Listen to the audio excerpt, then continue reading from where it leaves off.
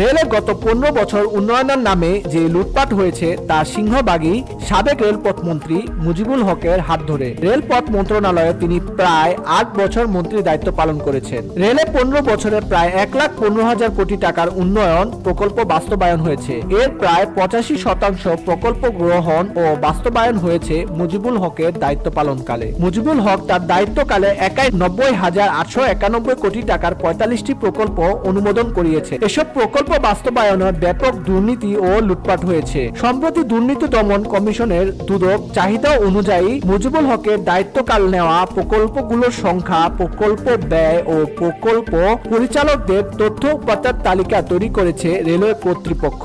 Railway মহাপরিচালক ও পরিকল্পনা দপ্তর সূত্র বলেছে, সাবেক রেলপথ মন্ত্রী মুজিবুল হক পলাতক। ওই সময়ের তিনি 2012 থেকে 2019 সাল পর্যন্ত রেলপথ মন্ত্রণালয়ের দায়িত্বে ছিলেন। ওই সময়ের মধ্যে 45টি উন্নয়ন প্রকল্প অনুমোদন করা হয়, যার মোট ব্যয় প্রায় 90,891 কোটি টাকা। ওই সময়ের মধ্যে চাহিদা অনুযায়ী চলমান রেলপথ, রেলওয়ে ব্রিজ ও ইঞ্জিন কোচ ক্রয় প্রকল্প গ্রহণ করা হয়নি। মুজিবুলের নজর ছিল নতুন রেলপথ, রেলওয়ে স্টেশন নির্মাণের দিকে। রাজনৈতিক বিবেচনায় নতুন রেলপথ, স্টেশন নির্মাণ সহ জোড়াতালি দিয়ে ট্রেন উদ্বোধন এবং যত্রতত্র স্টেশনে আন্তনগর ট্রেনের বিবৃতি দিয়েছেন। রেল ভবনে মুজিবুলের কক্ষ, তার সরকারি বাসভবন ছিল রাজনৈতিক ব্যক্তি, দলীয় ঠিকাদার এবং রেলওয়ে ক্ষমতাধর পিডির দখলে। অভিযোগ, তিনি যে কোনো প্রকল্প থেকে সর্বোচ্চ 35% টাকা হাতিয়ে নিয়েছেন। প্রকল্প পরিচালক দ্বারা অধিকাংশ প্রকল্পের সময় ও ব্যয় বাড়িয়ে লুটপাট আরো পাকাপোক্ত করেছেন। মুজিবুল কিংবা পিডি লুটপাট অংশের একটি বড় অংশ যেত শীর্ষ